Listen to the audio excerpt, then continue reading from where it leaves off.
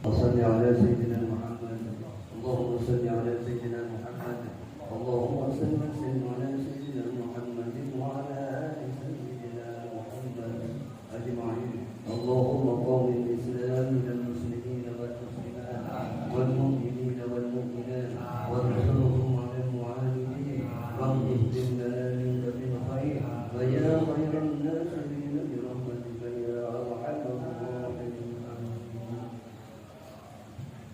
Assalamualaikum warahmatullahi wabarakatuh.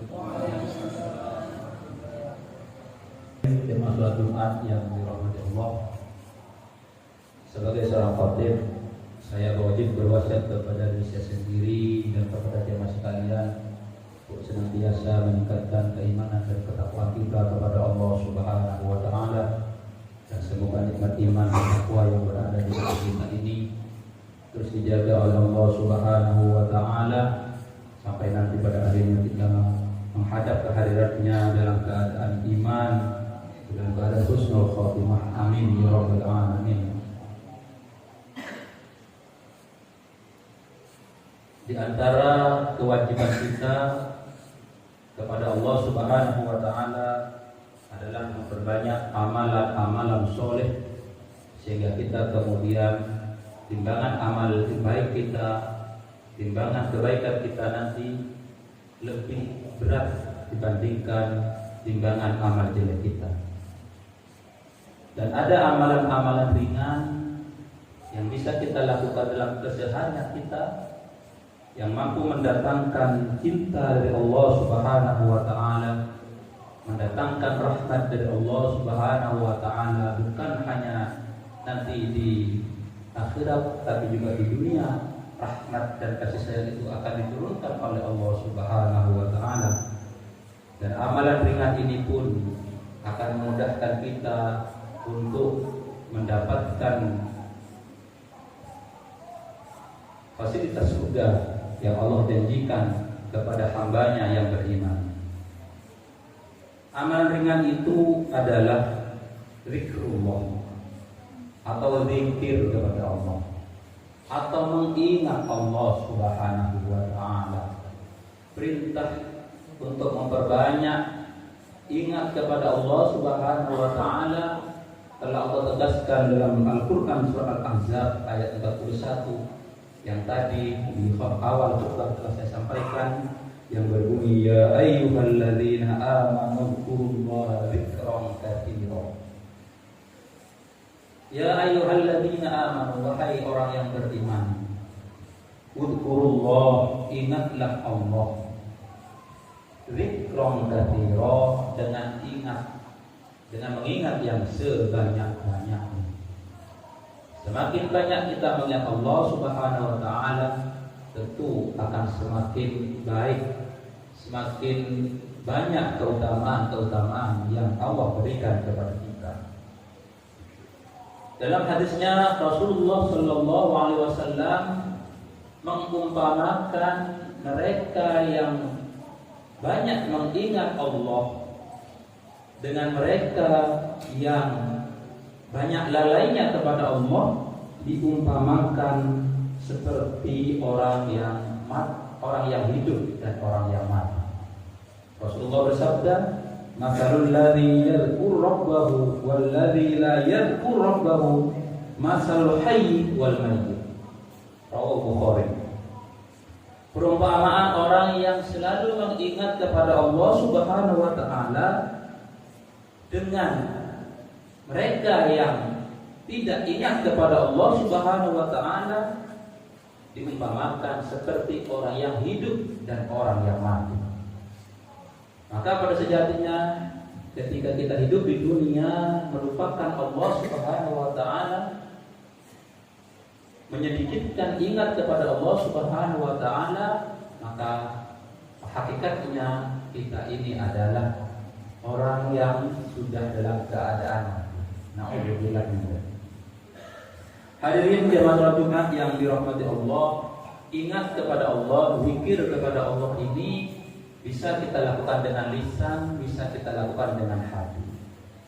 Yang utama tentu adalah memadukan keduanya, lisan berzikir kepada Allah, sementara hati terus mengingat kepada Allah Subhanahu wa taala. Apabila hal ini tidak bisa lakukan, maka yang paling jelek adalah ingat kepada Allah, mulut kita berzikir kepada Allah, tapi kemudian hati kita dalam keadaan yang lain. Ini masih lebih baik dibandingkan mereka yang hatinya lupa kepada Allah, lisannya pun lupa kepada Allah. Tapi yang paling ideal sekali lagi adalah ketika antara hati dan lisan terpadu untuk selalu mengingat kepada Allah Subhanahu wa taala.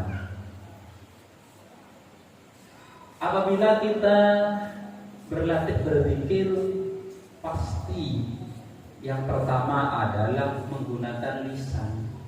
Akan tetapi kemudian muncul dalam hati kita kekhawatiran apabila kita berzikir dengan lisan kemudian menimbulkan sifat riya.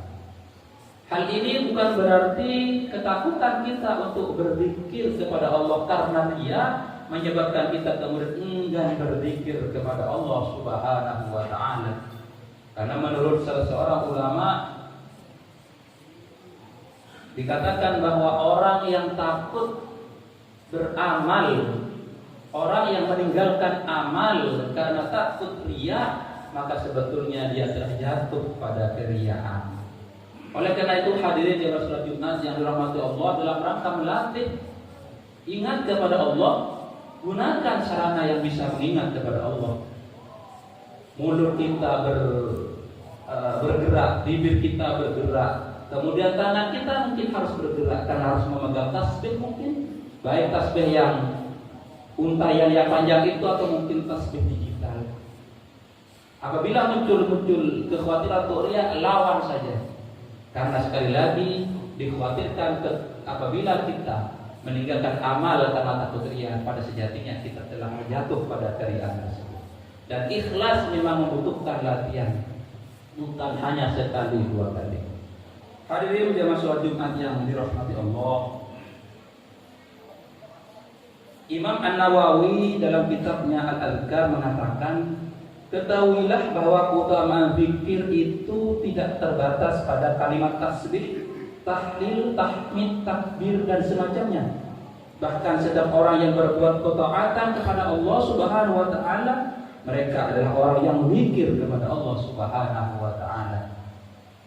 Mungkin ini yang disebut dengan zikir dengan perbuatan. Karena orang yang melakukan kemaksiatan kepada Allah Subhanahu wa taala, pada sejatinya dia telah melupakan Allah Subhanahu wa taala. Allah telah hilang hatinya sehingga dia kemudian berani melakukan perbuatan-perbuatan yang dilarang oleh Allah Subhanahu wa taala.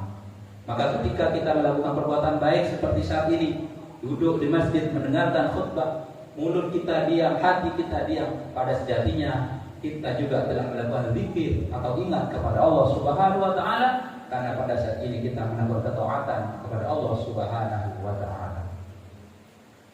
Di antara keutamaannya Allah Subhanahu wa taala berfirman dalam surah Al-Ahzab ayat 35, A'udzu billahi minasyaitonir rajim, wadz-dzakirina Allaha katsiran wadz-dzakirati a'adda Allahu lahum maghfiratan wa ajran 'azima. Orang laki-laki dan perempuan yang banyak berzikir kepada Allah, maka Allah menyediakan untuk mereka ampunan dan pahala yang besar. Dalam ayat lain yang mungkin sudah sering kita dengar, dalam surat Al-A'raf ayat 28 Allah berfirman, alladzina amanu wa tatma'innu qulubuhum bi dzikrillah, ala bi dzikrillah tatma'innul qulub. Orang yang beriman dan hati mereka menjadi tentram dengan mengingat Allah, maka ingatlah bi dzikrillah, hanya dengan mengingat Allah hati kita akan menjadi lembut. Fa insyaallah semakin sering kita mengingat Allah, maka semakin mudah hati ini akan menerima petunjuk dari Allah Subhanahu wa taala. Hal ini pernah dialami oleh Hujjatul Islam Al-Imam Al-Ghazali ketika beliau dalam kebingungan antara beliau ketika saat itu berada kebingungan masa antara beliau peralihan dari seorang filsafat menjadi seorang sufi. Beliau mengalami kebingungan yang sangat luar biasa. Dalam hari-harinya beliau mengingat kepada Allah dengan 7 macam zikir. Hari Jumat beliau membaca Ya Allah. Hari Sabtu beliau membaca La ilaha illallah. Hari Ahad beliau membaca Ya Hayyu Ya Qayyum.